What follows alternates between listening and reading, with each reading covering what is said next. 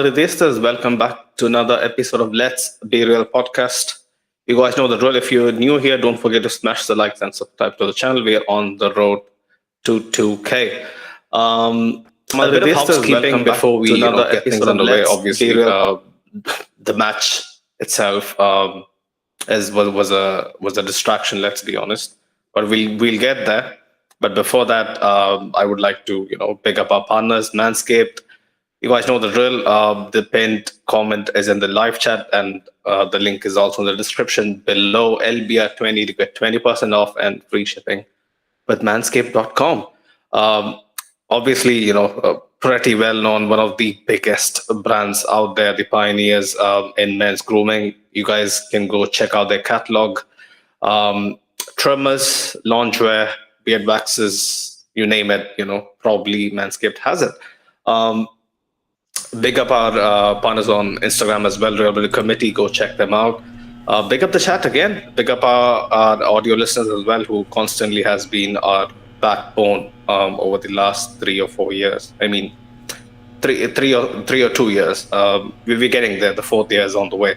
But a side note, I've been very keen on not really, paying attention to the people who, post stuff of hateful nature.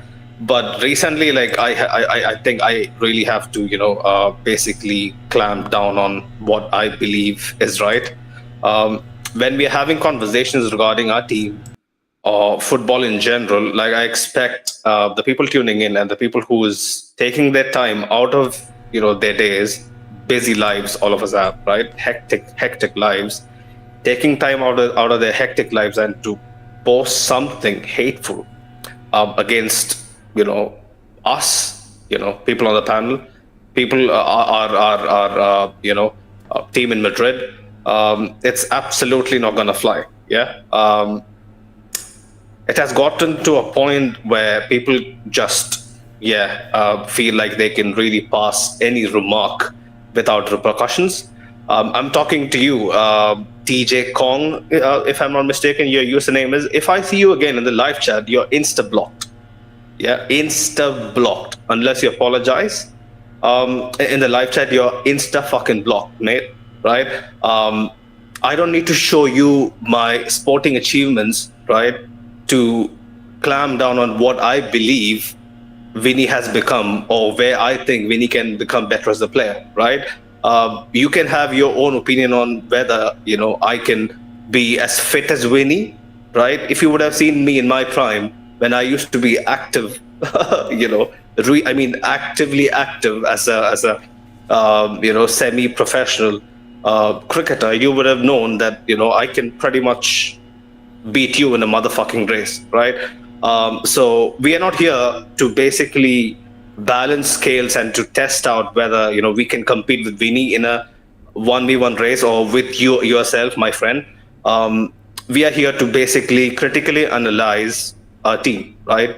Analysis, that's the right word, right? And we can do that without giving you any sort of backhand information as to whether we are qualified to do so.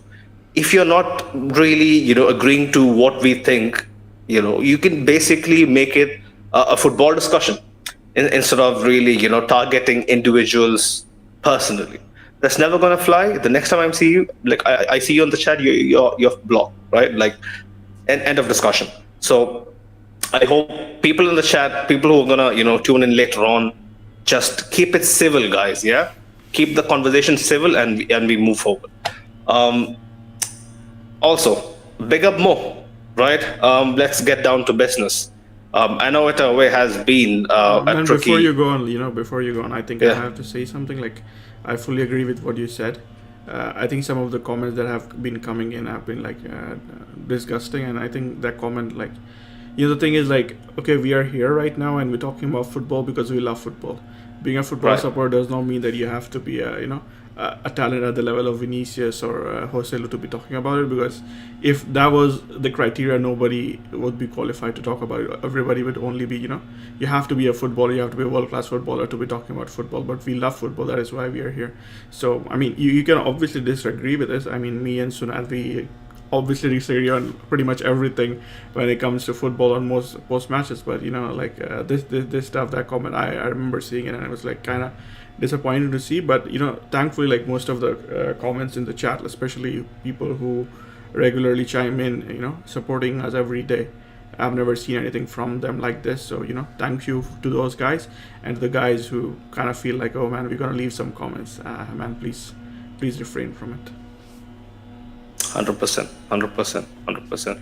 These guys don't deserve any limelight. That's the reason why I've been quiet for so long. But yeah, from now on, none of that is going to fly.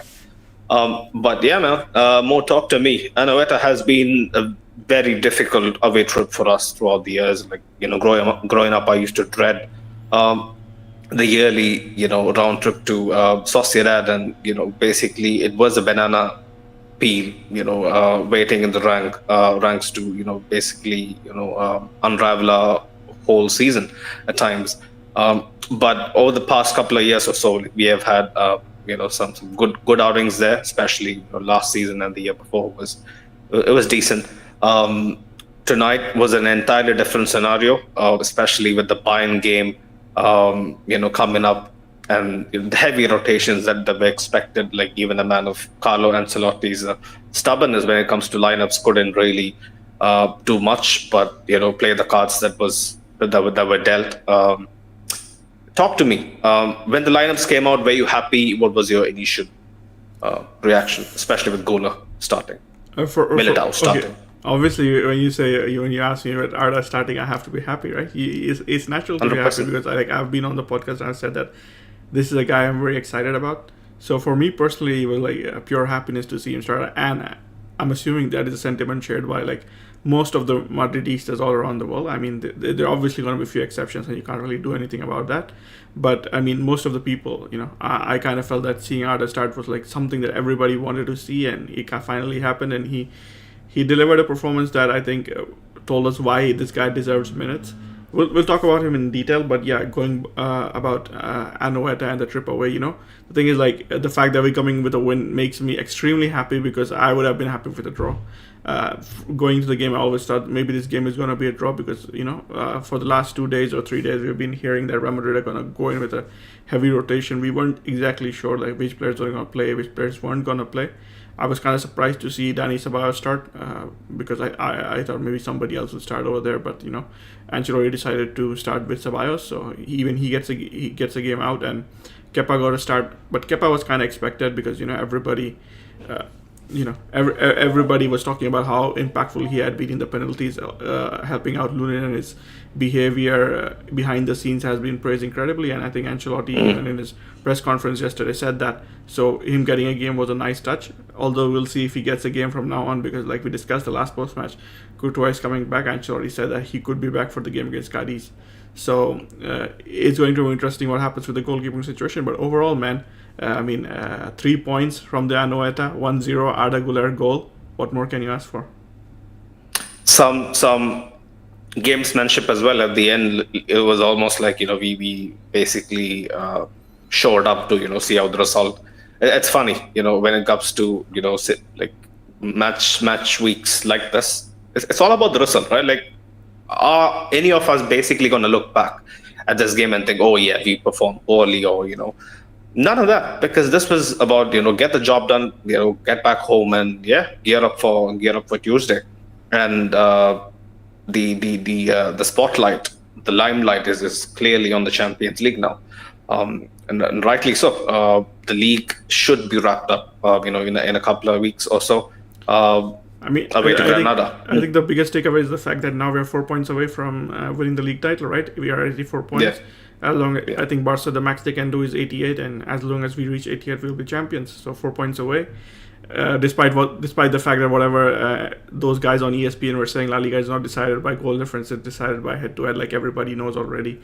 Like everybody in our chat knows. Everybody on our panel knows. So 4 points, and we're home. And apart from that, 27 victories, undefeated 27, not league victories, sorry. 27 games undefeated in La Liga. What more can you ask for from a team which, has had so many injuries, has had so many players missing, It and was now, supposed to be in transition. yeah, and we are in transition without a striker. I mean, I'll be honest. Like, I'll be the first one to raise my hand and say at the start of the season I had my doubts, especially given the fact that we had no striker, and we were discussing about this. Like, how far could we go without a striker? How far can we go in the Champions League? Well, apparently we can reach the semi-finals and challenge for the title. So I put my expectations right, Mo. Even then, that the Champions League, going deep into the Champions League, despite the obstacles. Yeah, for me personally, I felt that we're gonna go till quarters. I didn't really expect semis, especially when you draw City. Especially with City, I didn't have any hope either. No, especially when you draw City in the quarters, you're thinking, oh man, we're not gonna go through, especially without a striker and everything, with the attack not being the best. Yeah. But man, this team has done incredibly well. The resilience that they have shown, like Ancelotti said in one of his conferences, right? He was asked what has gone right with the defense, like compared to previous years. And he said that once you lose players, everybody else steps up. They showed like 100% commitment to the cause. They showed the team mentality. They showed the 100%. Friendship that runs deep through the squad. And all of us fans are like better for it. I think I would also like to add to your point, is the fact that last season when we used to suffer defeats, it used to be basically lackadaisical defending. We still have moments of lackadaisical defending, especially in this game. Yeah. I mean, this game, the motivation levels. How much can you be motivated? Yeah. That in the equation is a given, but yet I feel there's a stark difference in the level of effort in terms of getting bodies on the line. Just holding on to a clean sheet. Or basically, seeing out games. I think there has been a stark increase in the levels of hunger, especially from our defenders. Obviously, they're prone to, apart from maybe Rudiger on a couple of occasions, most people on our back four has been susceptible to lapses of concentration. But one thing I won't really take away from them is basically their effort. Even Fran Garcia, who came on, I think he had a really good game. Had to basically do a job on Kubo. I think he left his heart on the pitch. Yeah, I think to add to what you said, like we have to compare the context of the last season and this season as well, right? This season, we very early in the season we kind of lost players, but then the team rallied.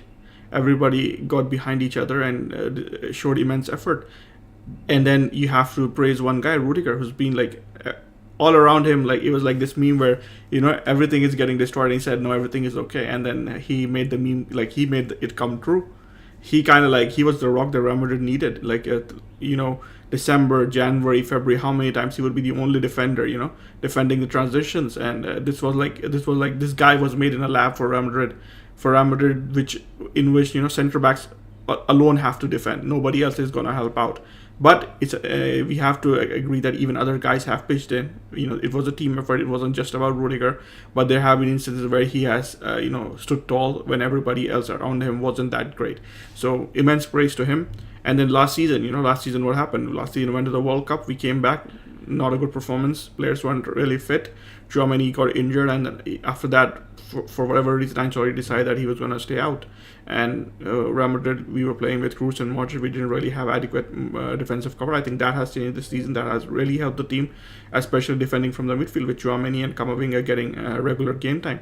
And Tchouaméni, even when he was asked to play centre back, he has really stepped up and given performances that I personally didn't know that he had in his bank. Camavinga, left back. He used to play left back this season, but this season he has played in midfield. Let's be honest, Mo. Tchouaméni's role, is a very restrained one compared to what he's capable of. Let's be honest. Yeah, I mean 100%. I've always said this, right? I've always said that once you let Tchouaméni advance on the pitch, you can see what Tchouaméni is really about. And today again, that switch of play is the one that brings the goal about that Arda Guler scored. And even in the second half, that ball for Joselu, where Joselu was like marginally offside, that ball was brilliant. And I've seen this like over and over again from him. Even last season season against Atleti at their home. And the long shots, I truly have some confidence in Chouameni's long shots now. Yeah, There's some venom to it. that guy has a lot of potential, but it just depends on what our team needs. The thing about this team is sacrifice. Everybody is sacrificing. 100%. Jude Bellingham, like at the start of the season, was scoring goals for fun, but when the team has needed a different role from him, he has sacrificed his attacking instincts to give that bit to the team. Vinicius, 100%. we know how good he is on the outside, but now he's playing more centrally, and he has adapted to his role. Like, so Rodrigo, even when he plays, he's sacrificing. He likes to play on the left, cut inside, and we have seen how devastating he can be. But right now, because the team needs it, he's playing on the right, and he's playing from that side, and he sacrificed his role from there. He's being more defensive than compared to Bellingham and Vinicius when need be. So everybody in this team has shown, that they're willing to give up some of their best to make sure that the team advances. So for me, nothing but praise for this team. And from last season, yeah, it was disappointing, especially losing to Girona. Like we lost 4-1 or 4-2. And hearing the taunts about how City's B team beat us and everything, we've come from there to this season. Just give me a second more. All right. We've come from that point, and we've beaten City. We kind of dumped them out of the league, and now we're here. So incredibly happy with whatever happened with the team. But man, I don't know, Suned has disappeared, so I guess I'm gonna have to do this alone for now. Let me just read some of the comments, I guess. So Ashik was saying, okay, I'm setting another bet with Farouk next season because Joselu's one is expiring. I say Mbappe hat-trick for Real Madrid next season at least once in a La Liga or UCL match. What do you think about this, Sunil? Oh, he disappeared again. But man, Ashik, I think this is kind of this is cheating. Because that bet is more than likely to come true. At least the Joselu one had some, gutso behind it. So please make a better bet. Sunil, what do you think about this bet from Ashik? So basically, say he's betting on Mbappe to score a hat-trick next season in La Liga or Champions League instead of the Joselu one. I can't hear you, Sunil. Are you My bad. Yeah, Ashik. Yeah, that's a very meek bet, man. Like a man of your ethics and your experience, especially in life and football. You should give us a chance, right? Mbappe's hat-trick is basically a foregone conclusion. Yeah. You show some guts, man. Show some guts. It's gonna happen match day 1, for all I care. It's gonna be coming up any moment. A more stronger bet might be Ashik saying. Mbappe is not going to come to Madrid. Maybe that bet I will be willing to take. I don't think even that bet is going to work because he's home. So this time I think it's basically done. But where were we? Basically in terms of the match, I would like to also big up Winnie. When he came on, this could just have been a training drill for him to basically get his rustiness out of the way, ahead of Tuesday. But he put in a real shift, tracking back, harrying players, put in a real hustle. I didn't really expect Vinny to, show that kind of commitment for a game like this, where the result didn't really matter much. It matters, of course, in terms of, basically, rushing the inevitable. But yeah, like you were saying, man, most of these players, especially the way how last season kind of panned out, would have really given this guys a reality check, and it was needed on so many levels. Whatever we saw in the 21-22 season, the historic decimo quarter season, where the effort levels were through the roof, where sacrifice, like we are seeing this season, was the core element. People can sugarcoat it saying Friendship FC, but it was Sacrifice FC. We all know that, right? It took some incredible characters, incredibly emotion draining, 180 minutes, 90 minutes. You can throw in Champions League, La Liga games. The Copa del Rey debacle was always around the corner. We don't remember that. With Real Madrid, that is given. You just when Copa del Rey is there, you kind of be like, oh, we reached the quarterfinals, man. That is like a trophy to us. So. That's a big one. Like you can even maybe go as far as to say that when we won it last season, we knew the writing was on the wall already in terms of what what our ceiling was. Um, but yeah, man, some elements, some heavy, hard hitting stuff has been said. I'm pretty sure from Carlo and his coaching staff regarding what this season's attitude should has to be about. And yeah, so far it's in 4K. The evidence is out there in 4K. Um, let me get to a few other comments before we delve into some of the individual performances. Um, Ashik was saying, where did you read it till? Mo? I just read the first comment, so we start Right, from the right, second one. Yeah. right. Ashik was mentioning we escaped with Kepa in net, but we didn't manscape today. Kepa had a howler, a mini howler, when he kind of spilled the cross. I think it was from the left hand side. Was it from Javi Galan? I can't Really? remember. Which minute? Because I don't remember it. The first 5 minutes or so. He didn't within the spill it, first man. five. He made a good save. Was it a save? Okay. I mean, right. I mean, he cut it off, so I kind of like that. Okay. For me, the only for me the Looking thing, at the positives, right? I'm all for. no, I mean, if you're talking about negative for Kepa, the only thing I didn't like today was his distribution. Yeah, his distribution has been for someone like he's pretty good with his feet, right? But yeah, like he has always had this, I mean, decision erratic making, nature. it's like Yeah. you need to be good at that as well. So I kind of felt like, Yeah. but I think that this is the thing with Kepa. When he has the confidence of the manager, everything will be fine. But as soon as something wrong happens, he kind of loses it, and He's the biggest example, right? In terms of being a confidence player, like he's just that guy. He needs the backing, and the ridicule that he had to undergo, especially after Lunin, cemented his spot, and the whole media circus has already begun, regarding his return to Chelsea. Chelsea man, they don't want Kepa. So I feel sad for I mean, him. they would be lucky to have Kepa right now, right? I don't know how the goalkeeping situation. I think Pektovic, whatever that guy's name is. I forgot his name as well, but he's decent. He's decent. He let in a shitty goal against Arsenal, near post, but overall, I think he has been better than who the other guy is, Robert Sanchez or someone from Robert Sanchez Brighton. from Brighton, Yeah. But I mean, but Kepa yeah. brings experience and everything, and he was pretty good. Like when towards the first half of the And season, he has a big role in us winning La Liga. Let's be honest. Yeah, I mean, Let's he be was honest. pretty good at the beginning of the season. I mean, we can Yeah. obviously criticize him for some of the games, especially Atleti away. But other than that, he was pretty good. He made a lot of stops.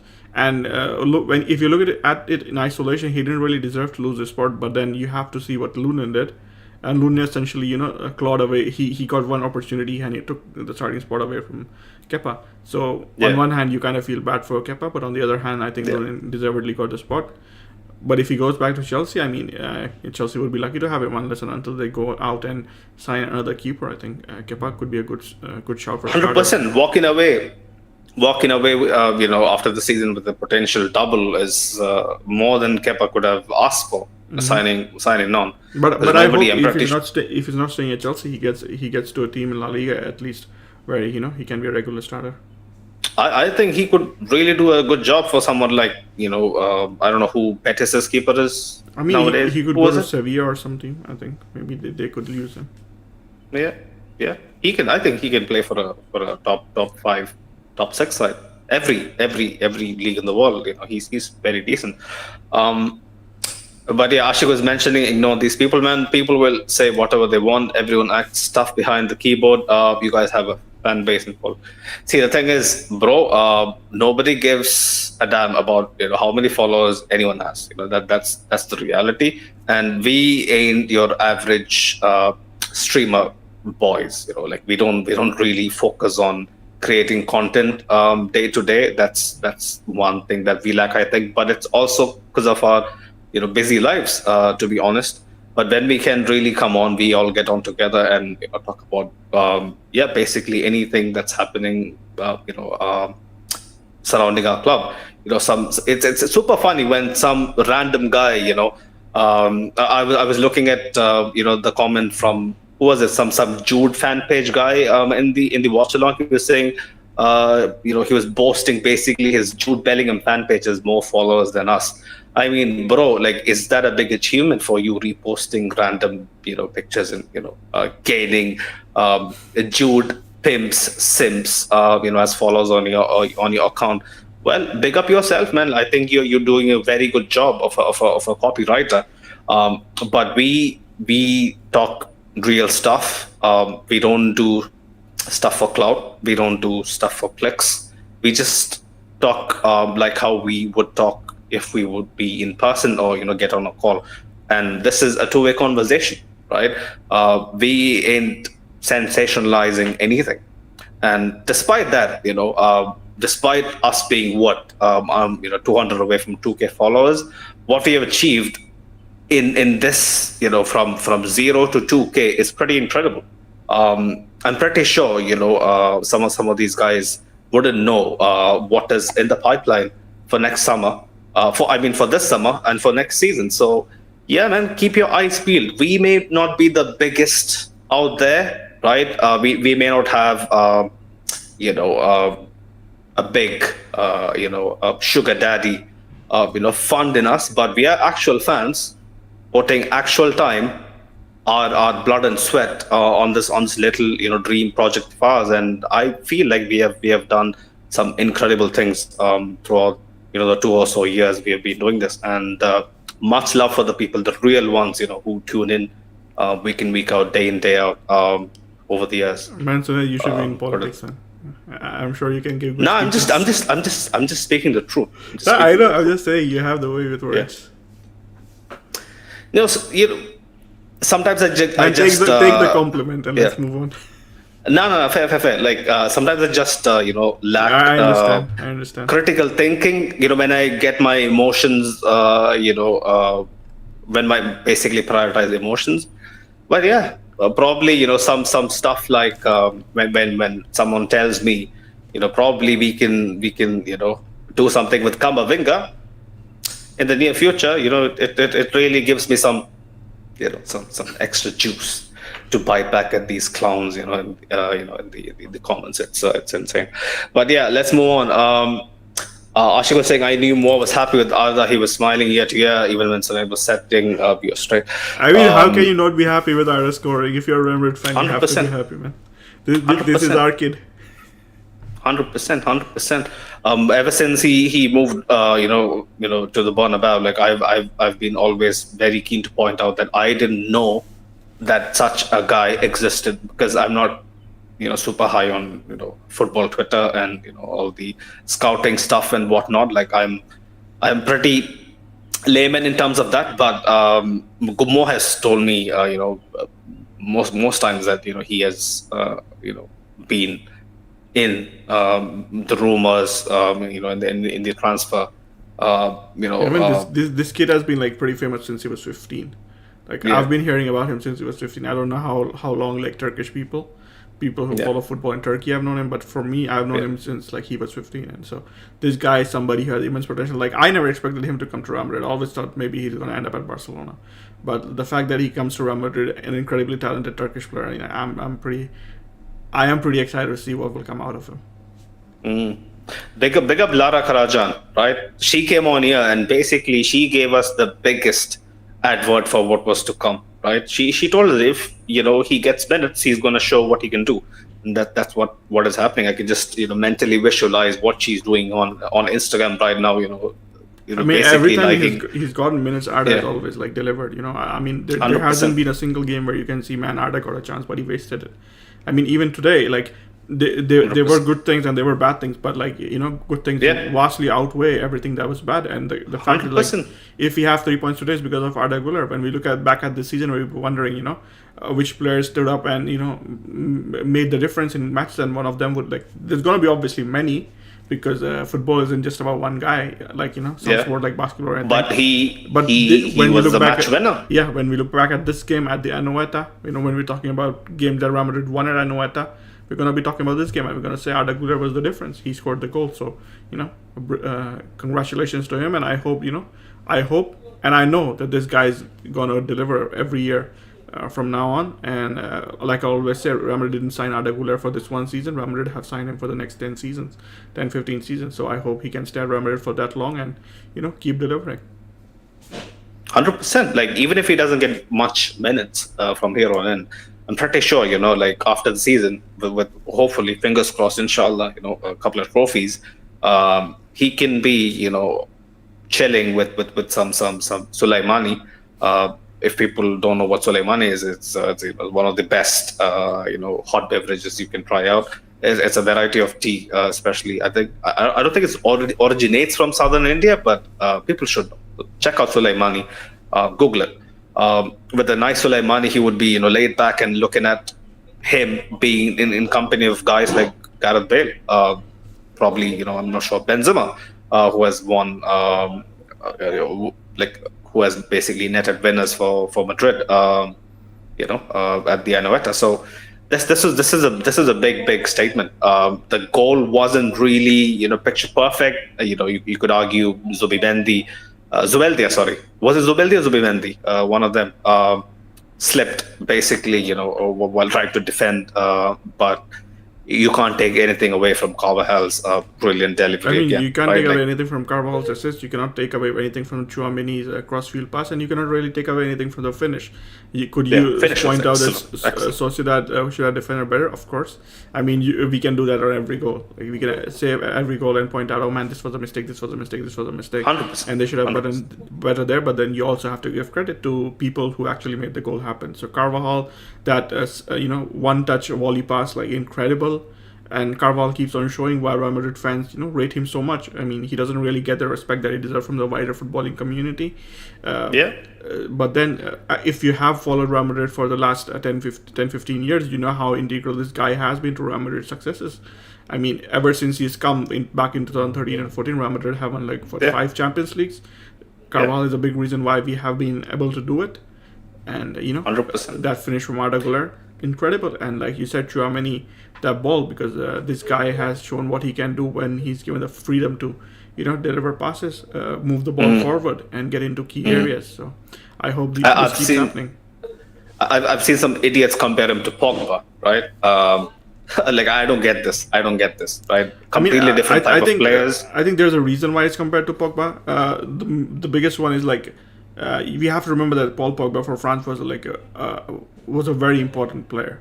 And when he and N'Golo Kante got injured for the 2021 Euros, they call it Euros 20, but we know it was played in 2021 after COVID. Yeah. So when they got injured, I think Tchouaméni massively stepped up and he carried, he was very important to France's midfield, and he has been important to France's midfield since then. So I kind of understand where the Pogba comparisons are coming from, but then what you said is very true. Pogba and him are completely different players. So Tchouaméni doesn't need to be held back by comparison with Pogba, especially when it comes to achievements at the national team level. But what he's done for Real Madrid, especially this season, because the second half of the season wasn't really good for him last year. So this season he has really stepped up, made a position for himself, and not only has he performed in a CDM role, he's also done it as a centre back. When the team needed against Girona, we didn't really have any centre backs. I think we played with Nacho and Tchouaméni as a centre backs. To now getting a point where I think potentially against Bayern it's going to be Rudiger and Tchouaméni starting. So let's see what happens. Rudiger, Tchouaméni is your preferred? It is not my preferred. Not my preferred. But Carlo choice, would go for Ancelotti is going to go with that because, like I said, Nacho doesn't really give you the ball progression you need from the back line. I think Tchouaméni does that. And Militao's fitness, we don't really know where he's at. We did see him today, but I kind of felt that. Let's talk about Militao. He didn't really look like he was, starting material yet. Yeah, for me, he looked a lot rusty. He looked a little bit lumbering because there was this one moment where Sociedad played nutmegged him and he kind of lost Oyarzabal, and it was a huge chance, right? I'm not sure it was Oyarzabal. I think it was somebody else. It was Oyarzabal. I written it down because it was crazy. And that guy, what's his name? I can't even pronounce his name. Torrientes had a brilliant shot that was just inches above the crossbar. On that nutmeg, I didn't remember the name, but you're saying it was Oyarzabal. So Oyarzabal, nutmegged him, and you could see the disappointment etched on his face, and he he just knew he was finished in that move. The wheels turning in his mind, you could literally see it. Yeah. So for me, I think man, Militao is not yet ready. He needs some time. So But you know obviously, what, Mo? I'll tell you something, right? Like, if he comes on for the last 10, 15 minutes to shore up a game, with Bayern, like, I will be supremely confident that he can, carry out the role. obviously, I do agree with you Yeah. 100% over there. I mean, Militao coming on, for the last 15-20 minutes is going to be, especially a fresh Militao against tired players. But I mean, yeah, the thing is like he's not ready to start, so we probably have to go with Chouameni and Rudiger for the game. Fair play, fair play. Let's get to a few more of the comments quickly. If the was saying, good job, Sinead, for not putting up with the bloke. Crazy how you can only voice your opinion by showing your achievement. Yeah, 100%, man. Like, apparently, let's not get into it. Let's Yeah, not get let's into not it. Like, I into don't it. want to get into it. Right. But thanks, Ishti, for the support. 100%, 100%. Ashik was saying, you guys just had me literally laughing out loud with the Mbappe bet. If Joselu stays, he'll get his hat trick next season. Man, we have to talk about Joselu. Like, Yeah. I mean, I was kind of disappointed with his performance today. he is the guy. He is the guy that basically delivers what it says on the tin, right? Like, he can only excel in certain very lab tested conditions. I still feel more that he had a lot of tailor made situations that he could have taken better care of. But yeah, you take it away, man. Take it away. Yeah, for me personally, I was like pretty disappointed with his performance today. I mean, there are two things over here. First of all, I think the tactics don't really suit him that Ancelotti is trying to for Madrid to play. And I think we've talked about this before. Real Madrid are moving towards a more combination-oriented play, and I think they're trying to force Joselu to play that style. And Joselu doesn't really fit that style, but he's trying his best to make it happen. So I don't really think we are getting the best out of him, because even when going forward, we don't see a lot of crosses, we don't see a lot of balls being played into him into the box. So that kind of surprises me. But then the second part is like today, every game before this, I would have seen Joselu show 100% effort, right? But today, I kind of felt that effort wasn't there, and that's what it was absolutely missing, right? that is what disappointed me. I know Joselu can do better. I'm sure Joselu will do better because But wouldn't you be frustrated when guys like Brahim basically decides to let me just solo this down the line? I mean, I would be, but that wasn't there this game. For me, the biggest worry is the rumors that are coming out right now, because there have been a lot of rumors about Real Madrid evaluating whether or not to sign Joselu, and I can understand if you are in a situation like that, you would be disappointed because this move was a dream move for you. You have come in and scored key goals at key moments. And even when you haven't scored goals, your movement has created a lot of goals. So I can understand him kind of being downbeat about that, but I hope he ends the season well, because for me, and I think for Ancelotti as well, because Ancelotti has said this in the press conference, Joselu offers something different, and Joselu deserves a spot on this team. But will he get it? I mean, that depends on the board and everybody else. So it's out of our hands. But for me, I'm really thankful to what Joselu has done this season whenever he has played, and I hope for whatever is left of the season, because the key part is left right now. We need 4 points to win La Liga, and hopefully we can go on and beat Bayern. So those games we'll need Joselu at his best. So I hope he can come back to where he was and get his mind right. Is it because of I get it, right? Mbappe is gonna be here, Rodrigo is gonna be here, Vinny is gonna be here, Endrick possibly. I've been hearing good things that he is basically exempt from any loan discussions. Endrick is not going on loan. Endrick is staying at Madrid. Yeah. So it looks pretty bleak. But let's be honest, okay? If the people from the club, I'll say this, okay? Right now, I think we kind of have like 6 players already. It's gonna be Mbappe. Yeah. We kind of have like 3 positions, I guess, in start. If you stay with the diamond formation, it's gonna be like Brahim, Rodrigo, Vinicius. Mbappe, Endrick, Bellingham. These guys are going to take the top 3 positions, and there's also going to be Arda. So those 3 positions, like you already have like 6-7 players. So are you really going to bring in Joselu and add to the logjam? That is the question, especially when you look at the style that Real Madrid are going to play. Like we just discussed about it, more emphasis combinations, more emphasis on movement to open up plays. So when that is Real Madrid's end goal, are you going to spend money on Joselu? Because right now, I think the fees that Hoselu will come out is like 1.5 million euros. For me, for Real Madrid, it's nothing, right? That is a no-brainer. Real Madrid, if you look at it at any other season, right? If And you look at the financial level is pretty, yeah. yeah, you trigger that, you get Hoselu in, you have that option off the bench. But how much is he on wages? Something very measly low, as well, very right? low, very low. It's not high wages. Like even if he signs on, it wouldn't be, it wouldn't be anything that would bother Real Madrid. So for me, I mean that is a no-brainer. But then you have to consider like minutes. How many minutes are there to go around players? And can you stifle the development of players like Endrick if he comes on? I mean, it is entirely possible that Endrick might not deliver, because we don't really know what he would be in European football. We've seen in South American football, and what we have seen from Did you see his header? Like the other incredible. day? He's an incredible player. Oh, holy shit, bro! The leap is just insane, man. How tall is he? 5'7"? Yeah. I mean, he's an Crazy. incredible footballer. So, would you want to stifle his development? No, you don't want to take a risk. It's entirely possible that this guy could be generational.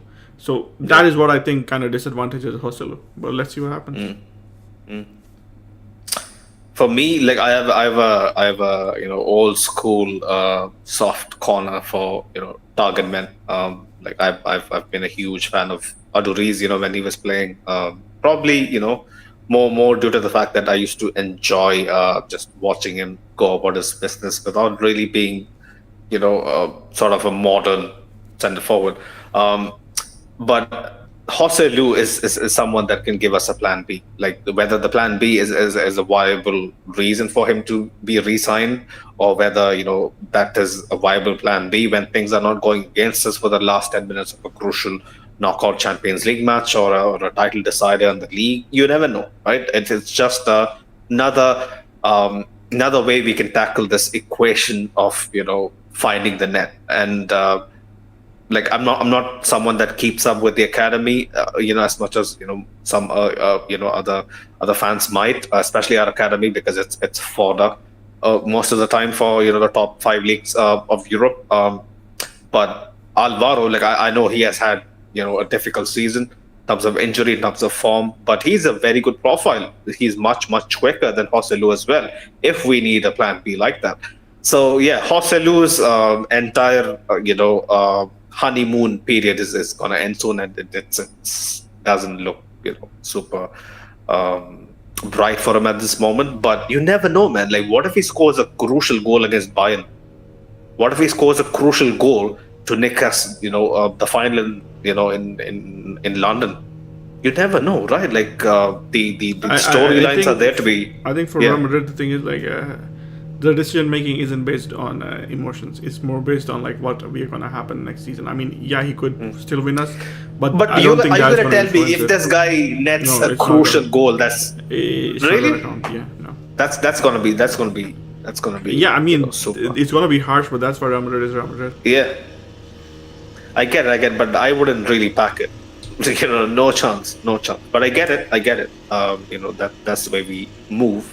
I mean, who would have backed selling Cristiano for 100 million? Nobody. Yeah, nobody would have. Nobody would have. And I mean, nobody did, but they still sold him. Yeah, but Cristiano is worth 100 million. Like Farouk used to say, this is a results business. This is not a business for emotions. So. You repeat that sentence too many times, But when Farouk's sentences are meant to be repeated, you just take them and repeat them. 100%. I wouldn't take anything away from sent by Farouk. But yeah, man, Joselu, not a very good night. But like Guler, like Brahim. Having criticized Joselu a lot, I'm just gonna say this one thing. Coming to the season, I had like one. You have a lot of expectation. There was this one expectation that I had said at the start of the season. I wanted to see a goal that a Fran Kors and Joselu goal.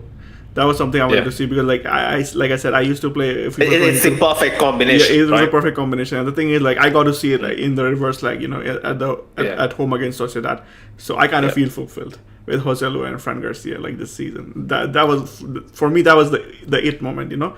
What I used to do in the game is happening in real life. I mean, it can't get better than that. 100%. OP. It's OP, Fran Garcia and Joselu, if it works. Let's get to a few of the comments again. Right. Ashik was mentioning you can sensationalize Real Madrid's achievement, though you won't see me complaining.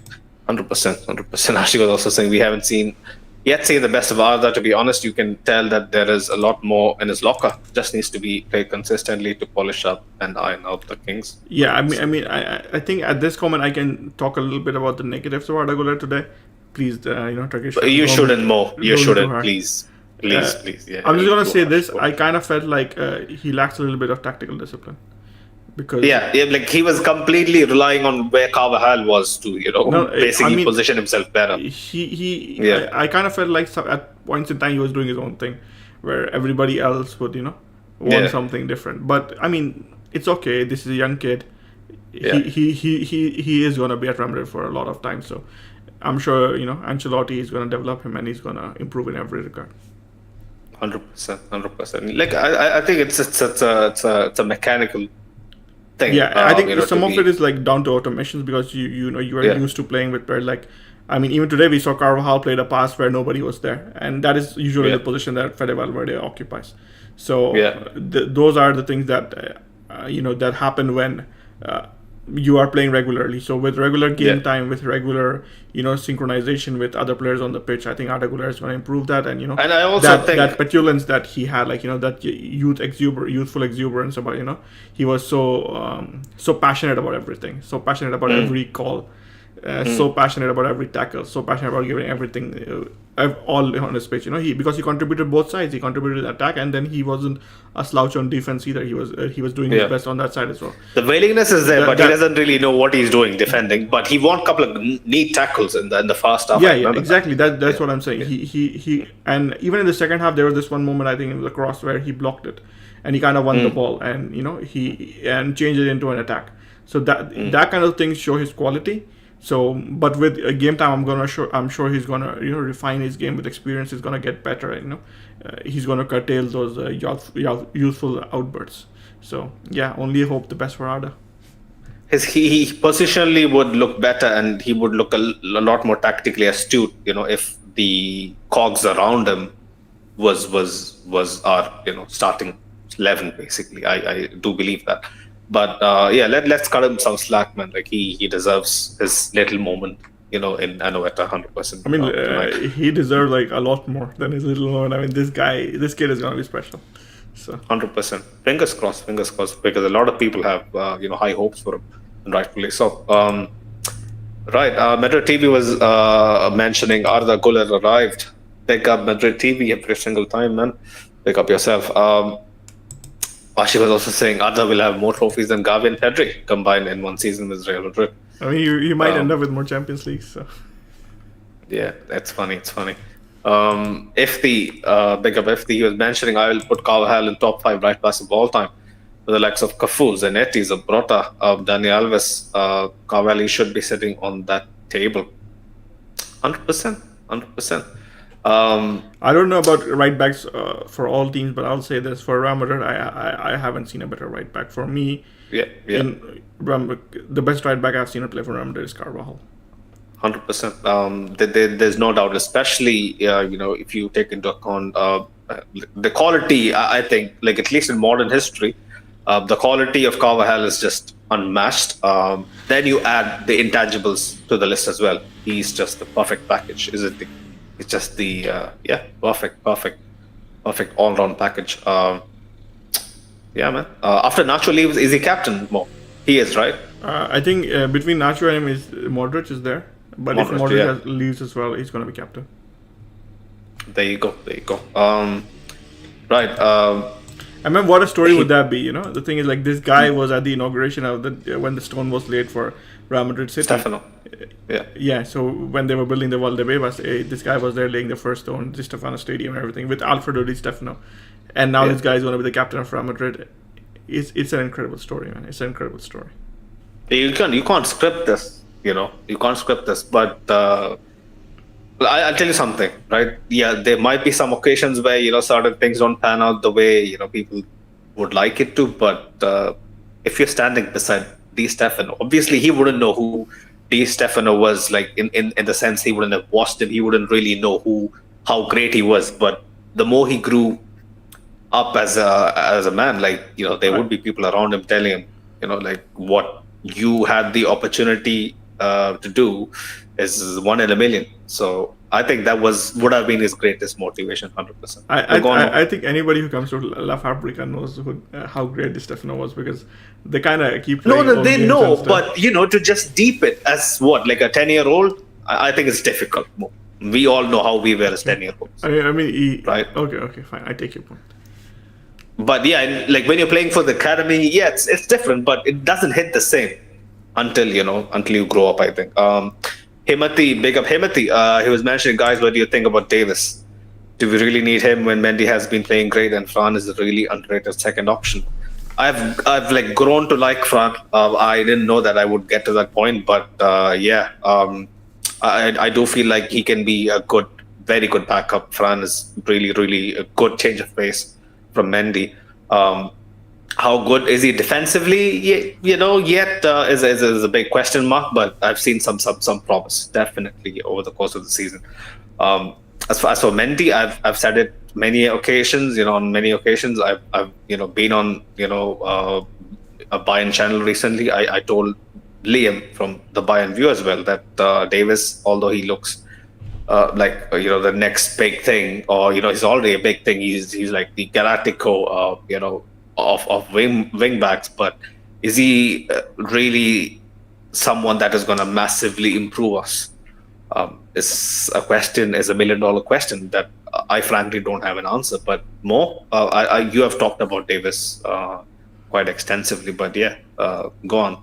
Yeah, for me, I Um, think the thing about Davis is like the fact that we have seen. Okay, I kind of understand where this question is coming from. I mean, if I'm not yeah. wrong, there was this report today in Relevo which talked about the fact that Real Madrid are cooling their interest in Alfonso Davies a little bit. So Hmm. especially, and I've also heard this thing that Real Madrid are going to offer a 3-year contract extension to Mendy. So Hmm. it's going to be interesting to see what happens with the Davies situation, and not just about the Davies situation. There's also the fact that in the summer, Miguel Gutierrez's release clause gets activated. We can bring him back for 8.5 million. So it's also going to be interesting to see what Real Madrid approach do in that situation, because there have been a lot of rumors. People were talking about the fact that Real Madrid might potentially sell both Mendy and Fran Garcia in the summer and bring in Alfonso and Miguel Gutierrez. So it's an interesting situation to see what happens. As for Alfonso Davies, for Mendy, I think the thing is, like, if Real Madrid have scouted Alfonso Davies a lot, which they have, there is a reason for that, and I don't think they're gonna give up on him just based on what has happened in recent form.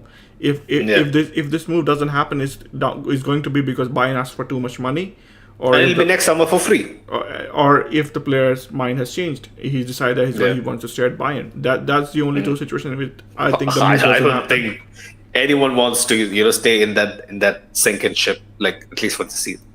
Going off Bayern is what's Bayern, man. Come on. happening. After Real Mine is Madrid, fine, after Real but Madrid, if there's a club I respect a lot, it's Bayern Munich, and I'm sure that hundred they're gonna percent. come back. So, I mean, we're talking about coming back there in the semifinals. So I don't really know what, like, they don't have much to complain about. I'm talking about the Tuchel, the Tuchel I mean, equation. Thomas Tuchel He's is gone. He's gone, gone. so it's like, Yeah, he's gone. and they're probably gonna have Ralf Ragnick come in next season. In Germany, he's been immensely successful.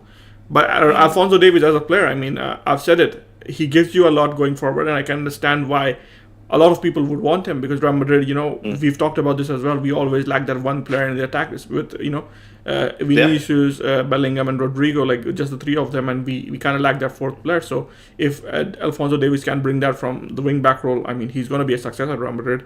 There could be many reasons why he is struggling at Real Madrid, Bayern Munich currently.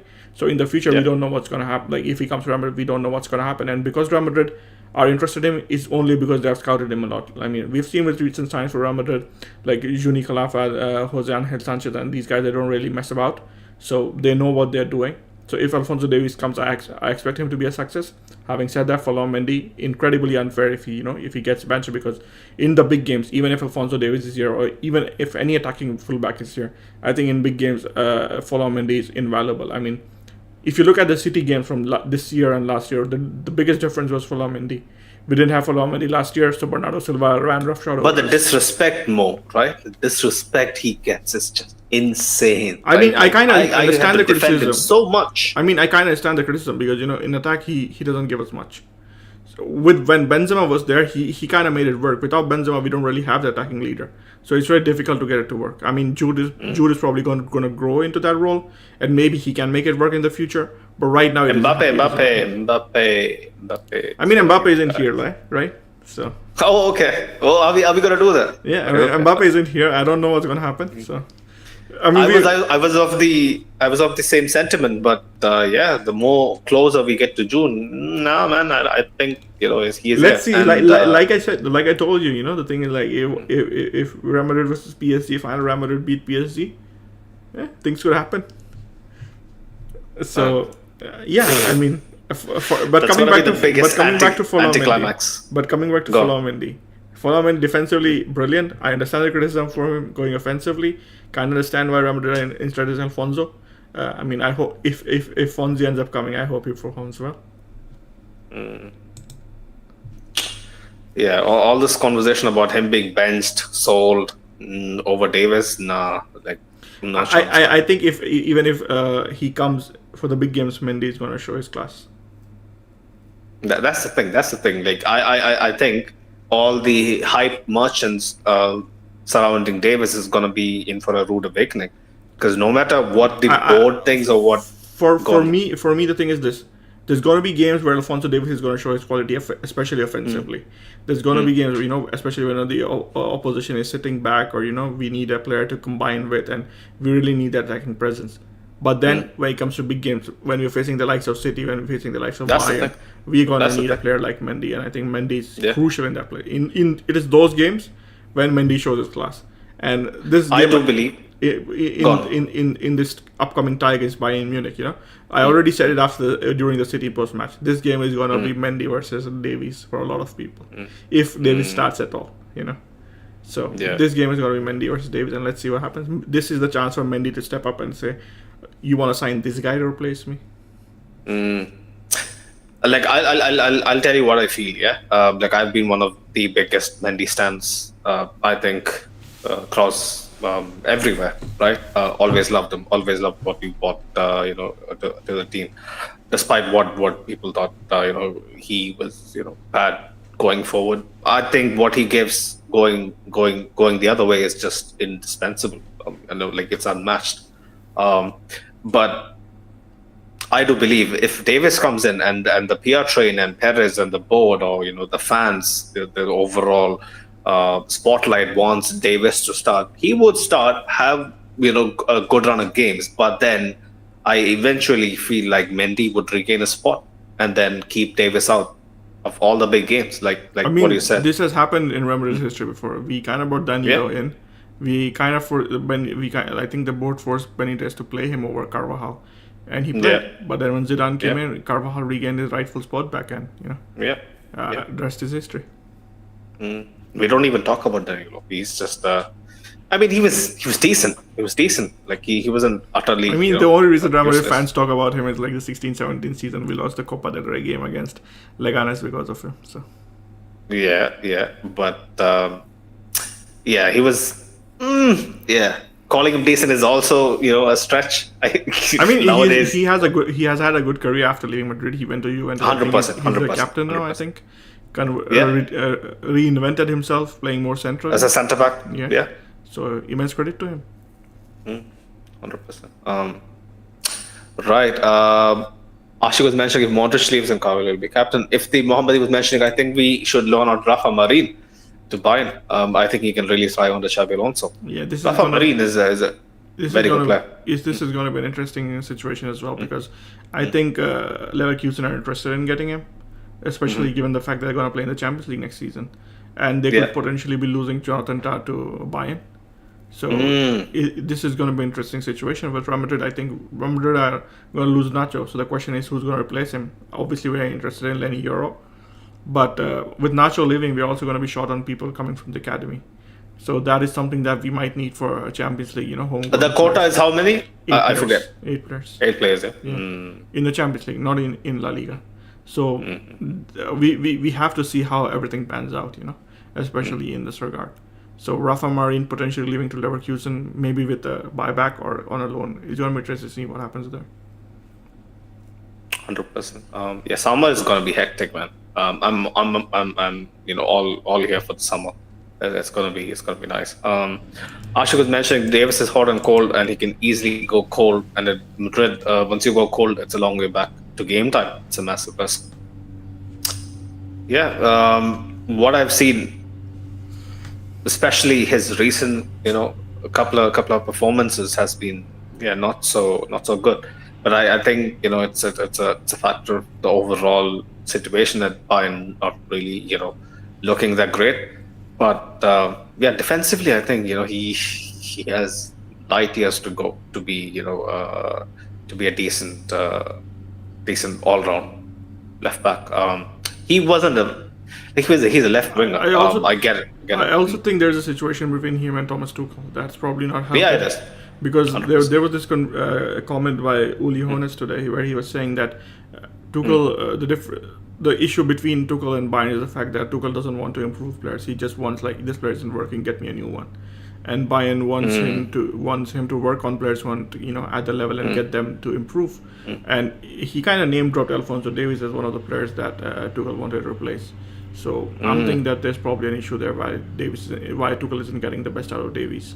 So with Ancelotti, if he comes here, I've seen people talk about how he might have more motivation playing for Real Madrid or whatever. But I think with Yeah, Ancelotti, he might possibly put him in his best position. Get in roles that get the best out of him. And like you said, he started off as a winger. So maybe you could even see him playing as a winger and Mendy as a fullback. We never know what might happen. holy shit. But Yeah. I think the thing is, like, with Real Madrid, I think once they scout a player, once they're signing a player, especially like Alphonso Yeah. Davies, because a lot of investment Yeah. has been put into scouting him, 100%. there has to be a reason. So let's see what happens. And I think the versatility should be very high up in that list, I right? mean, a lot of players that we've signed this in recent times So have been versatile. superbly versatile. Yeah, Yeah. Jude. I mean, look at Jude. Look at what even Arda Guler. You can play him in attack. You can play him in midfield. He can play as an interior. He can play as a right winger.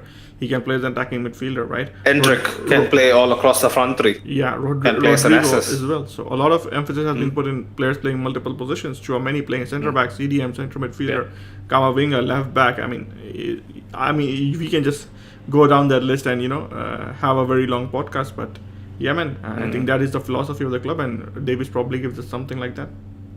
100%. 100%. If the was mentioning, I don't want Davis in Madrid. Defensively, he's very suspect, and his injury track record is not an upgrade on Mendy. Has he been that injury prone? I think he had this one issue with post-COVID with cardiomyopathy Okay. that kind of kept him out for a bit. But I think yeah, I've with heard of it. Mendy as well, I was kind of seeing this. I was reading this today. I think somebody was saying that Mendy has kind of gotten better on recognizing what is causing his injuries and not pushing it. He doesn't push himself so much Yeah, it's anymore. because previously he was doing that. So we could see a better handle on Mendy's injuries. But man, Yeah. like Mendy last season, not being there hurt Real Madrid a lot. Completely more derailed than, last season. more than we realized. Kamavinga stepped in and really did a job for us. But now we see how well this season has gone. You realize, how important Mendy was. Because last season we were kind of all happy about the fact that Kamavinga was really stepping in and doing a job. We kind of tended to ignore what Fola Mendy was, bringing in. But in the big Doing games, a job against a specialist is, Yeah. is a completely different. in the big games we know what Mendy brings. We've seen this against City this year. We've seen this against City 2 years ago. So Yeah. Fola Mendy, incredibly important player. 100%. 100%. Right. A few more. Or should we go to the ad Few break more- first? Oh yeah, 100%. 100%. Big up Manscaped. Big up Doris. This episode is brought to you by the Spring League champions Manscaped, and this season we partnered up with them to make sure everyone's grass is cut up to standard, because Xavi has been complaining and it's been annoying our secretary. So join the 10 million men worldwide who trust Manscaped with this special offer. Go to manscaped.com, use code LBR20 to get 20% off and free shipping at checkout. So introducing this season's MVP is the Lawnmower 5.0 Ultra. It's a trimmer with two blade heads, one to just take, a little off the top, or the foil blade basically to go super smooth, and you can use this in the shower. It has two bright LED spotlights, so there's no accidents in the shower, and yeah, it's waterproof, it's easy to to clean. You can put this in your travel bag, in your drawer. So to get the full grooming experience, you should get the Beard Hedger Pro Kit and the Handyman Electric Face Shaver. Basically, you get extra parts to really create your signature look and clean up your neckline. So use code LBR20 at checkout to get 20% off and free shipping. That's LBR20 to get 20% off and free shipping at manscaped.com. And thank you for watching. Back to the video. Big up Manscaped, big up Doris. LPR20 get 20% off and free shipping on manscaped.com. Go show them some love, show us some love. Right. I want to pick up some low key performances that really I didn't expect, but yet again, despite him not even starting the game, despite him being just thrown into just warm his muscles up out of Tuesday. Rudiger again had to do a heroic last ditch deflection to basically save that Oyarzabal shot. He tried to dink it. I think Kepa would have struggled basically if Rudiger didn't get in the way. Big up himself. Like he has been our linchpin. In our backline has been that go-to guy throughout this whole season, and it wouldn't be mad, right, Mo, if Rudiger would make top 10 in the Ballon d'Or? Man, a couple of last week, I think I told you, right? For me, Rudiger has been the best player for Real Madrid this season. So for me, I would be willing to start a campaign for him. Rudiger for Ballon d'Or. Top 10 is it's a popularity contest. Yeah, so it is. For centre backs, it's going to be difficult. Yeah. That's exactly what you said last time as well. For me personally, Rudiger, it's been a high time. Centre back hasn't won the Ballon d'Or, so I think this is as good a time as any. Especially if Real Madrid do end up winning the Champions League, I think I'm definitely going to go on the run. Shouting for him from the streets, Rudiger for Ballon d'Or. So if you guys agree, do chime in. 100%. I think everyone would. Who maybe Chelsea fans, might be the only one who would be a little. But I think I've seen a lot of Chelsea props to Rudiger as well. I'm pretty sure many of you including me, we did see what he's capable of in a controlled environment. Rudiger is controlled chaos when used right. Yeah, man. No words. Running out of words to describe this guy. I hope he keeps us up for how many more? 3, potentially 4 more big games, right? Mm-hmm. The day we win the title. League, 2 games left in the Champions League, potentially a 3rd game. Hopefully that comes to pass. So, fingers crossed. I'm pretty sure people are gonna really hope that we don't make it, but yeah, we have to be like what Zidane used to say, it's us against the wall. It's gonna be another one of those years, unfortunately. If the Mohammadi was mentioning, what do you guys think about Laporta's comment regarding La Liga games in the USA in the future? Wasn't it Tebas who said that? I mean, there was. Did Laporta comment on? I haven't read comments from Joan Laporta, but I know Javier Tebas said something, because there was a court case in the US between Relevant Sports and US Soccer, where US Soccer lost because US Soccer didn't want international league games being played in the US.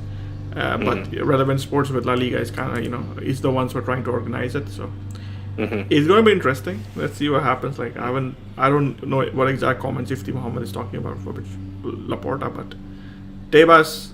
I know what he said, and let's see what happens. Yeah. Do you really want a Clásico in the US? I don't think a Clásico is going to happen in the US. It's never going to happen, but I'm just asking you. Because a domestic league Clásico is not going to happen. What games are going to happen are the games the last time this thing came up, the game that was talked about potentially being played in the US was Girona versus Barcelona, because it was a home game for Girona, and teams like these could use the exposure. But then you also have to balance out the fact that they're already playing so many games. They're playing so many games, so many injuries. Now you want them to travel to US from Europe mid-season to play just one game and then go back. That kind of like doesn't really sound nice to me.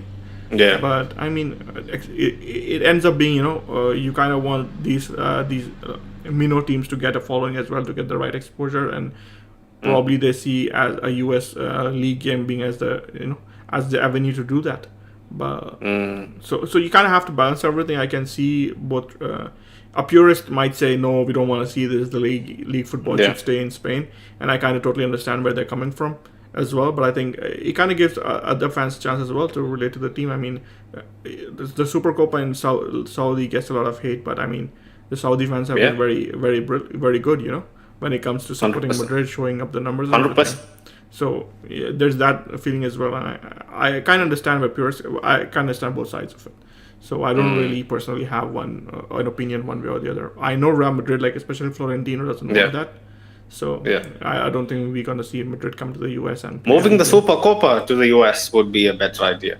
That is the better idea. League games, man, it's gonna be so. For me personally, I think Supercopa being played in Saudi is better. At least we get an atmosphere. In the US, you wouldn't get that. Yeah, there you go. I'm happy you admitted it, but I don't want to say it. But yeah, we have preseason games in the Northern America enough, and it has a good to great turnout. And plus, I don't think US is gonna pay as much as Saudi pays for Supercopa games. So. Yeah, no chance. The oil speaks at a higher decibel than than the Americans. But yeah, man, these guys they'll just do what money asks them to do. That's the bottom line. It's sad. It's our league. I've always backed La Liga against some tribalistic Premier League fans over the course of my schooling years and whatnot. It's gonna hurt, but recent times La Liga has shown up to be the biggest suckers out there in Europe. So it wouldn't surprise me, to be honest. But yeah, I think that's pretty much it. A few more of the comments. Ashik was mentioning Ballon d'Or is going to Messi, and so is the FIFA Best Trophy. Yeah, I know, right? It's just bound to happen. Why? Because he won a World Cup in 2022, and because of his domination of MLS Pub League, 100%. Yeah, some of his goals, man, you gotta give it to him. Man, the defending in MLS sucks. The thing is, like, there's no defense in MLS. No, but you gotta give it to someone, man. Like, if Messi is scoring past a McD cashier who can basically fill a drink, process a order, and then speak to someone to receive an order at the same time. Man, it takes some doing. Those guys aren't that bad. Those guys aren't that bad, but you might be. But to just MLS drive home the point, you might be confusing MLS with the Canadian League. But I don't watch it. I can understand what your point is. Is there even a Canadian League? I'm not sure. They're trying to start one. I know they kind of played a season or something, if I'm not wrong. Holy shit! But yeah, may God bless them. But yeah, MLS props. Enough of that, man. More? I don't want to hear any more of that. Yeah. If you rate them, you just. No, I don't rate them. Like I said, defense is pretty bad, but I don't think that they're like McDonald's employees playing that. They're not. Really? Yeah, they are better. Okay. They're a lot better than that. Okay, fair. Right. But I think they're still levels below the Saudi league, right? Or the ISL for that case. No. It's better than the ISL. Better than the ISL. Way better. Better than the ISL. Way better. Fair. When was the last player that moved from ISL to Europe? I'm just saying Europe, but you're saying the Western European leagues, True. So that is true. And MLS, well, then again, we have had some good players, who was that from Atlanta who went to Newcastle? Miguel Almiron. Yeah, Almiron. He was so good in the MLS and everything. Weston McKennie came through the MLS or no? I'm not sure. Almiron is a good player. Yeah, Weston McKennie went to Juve from Schalke, and Tyler Adams went from where was it? Tyler Adams went from Leipzig to Leeds. Did he go? He went to Leeds, right? Yeah. And Brendan Irons and all these guys that came through the MLS. Davis came through the MLS as well, right? Yeah, Davis was at I think it was at Vancouver, right? Vancouver. Yeah, Yeah, Vancouver Whitecaps. Yeah. Vancouver, Montreal. I'm not sure. There was another guy. I remember. I forgot his name. It was Balu something. He kind of went to Barcelona from MLS. But man, MLS like over the years they have had good players. Landon Donovan when he went to Bundesliga, even the Premier League, he kind of dominated there. Like he played really well. So But Donovan is a pretty good. Yeah. But yeah, yeah. So my point is it's that hard to digest for me. it's better than the ISL at least. Oh yeah, maybe. Well, then again, I used to watch ISL when basically Atleti had a partnership with the Kolkata team and whatnot. I'm not sure about the standards anymore. I don't watch But it even anymore. then, it was trash. Right now, it's probably a bit better than that. Better, yeah. Yeah. I don't know. But yeah, MLS prop is hard for me to digest. But like what you're saying are facts. Right. Ashik was mentioning PK will never let Super Copa go to the US from Saudi. 100%. I mean, He has a lot PK of might be potentially getting.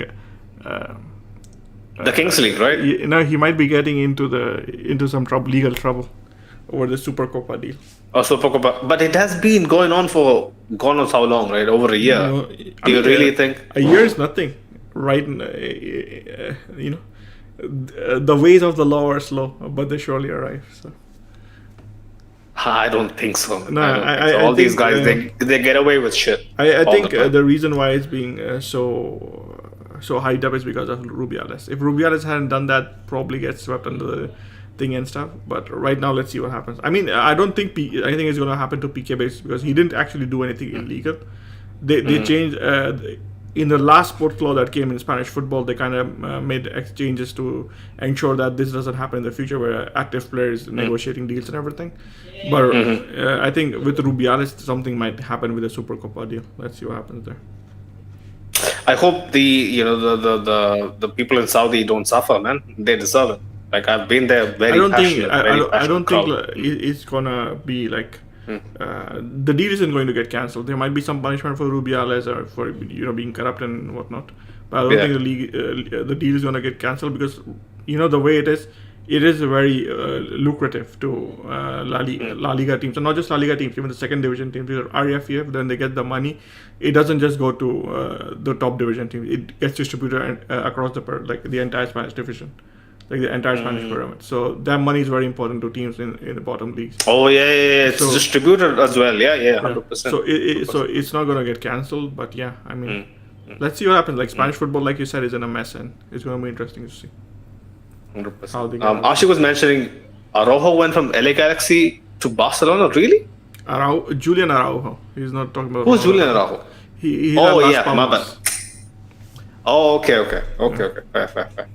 Holy shit! I had a mini heart attack for a second, but Ashik, man. By the way, I don't see that comment from Ashik for some reason. It's the last comment on the chat, I think. But yeah, big up Ashik, big up the chat for keeping us company. Where should I begin? Right, I think it's going to be the day after tentative for the Bayern preview. We're going to be having Liam on as a guest to kind of discuss. It's going to be very people shouldn't expect a lot of animosity. It's not going to happen. The first leg is all about, at least for me, getting to know better what they're good at, where they're weak at, all that. After the first leg is over, the heat is going to be coming from both sides. But yeah, that's in the pipeline for now, and then probably we'll be having on some guests to kind of delve into Harry Kane and Dyer, some Premier League content creators. If things work out, people like Tobes or Fuad might be on the show.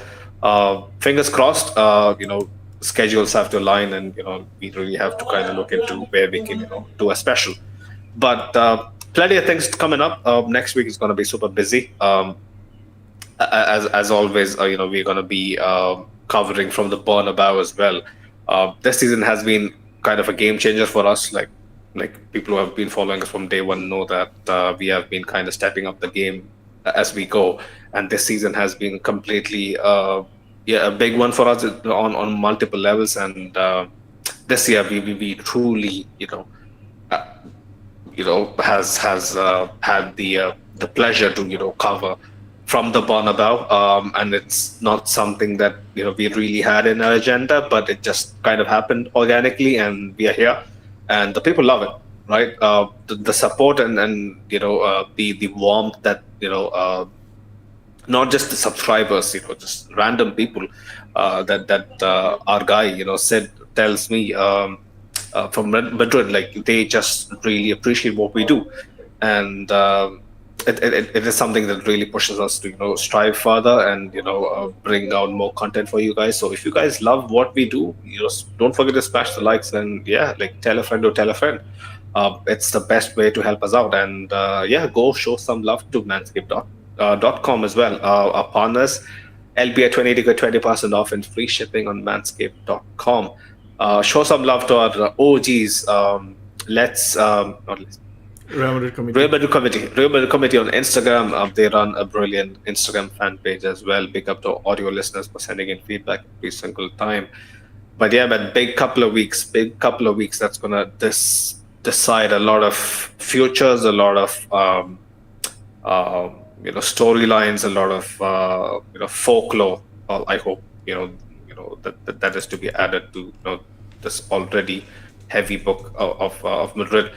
Himati with the chat, he was mentioning when Mbappe joins us and as our young core gets even better, we can hit 20 Champions League the next decade, I believe. Let's see, man. I hope we are all around to see that. It's gonna be crazy.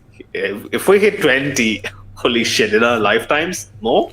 I mean, if we hit 20 Just before keep Barca it. hits 10, it's gonna be an achievement. Phew, that's gonna be insane. That's gonna be insane. But we shouldn't get ahead of ourselves. Bayern shouldn't be underestimated. Some guys are already, popping champagnes. I'm not of that ilk. I know what Bayern is gonna be bringing, to the table, and they shouldn't be underestimated whatsoever. Um, but yeah, people, pick up the chat. Hopefully, see you guys on Sunday for the big Bayern preview with the Bayern view. Go check him out, Liam. Wonderful guy, wonderful lad. Hopefully, we'll have some fun. Kind of trying to break down how the first leg is going to turn up at the Allianz. Big week. Hopefully, we make history again. Until next time, people. Hala Madrid. Hola Madrid!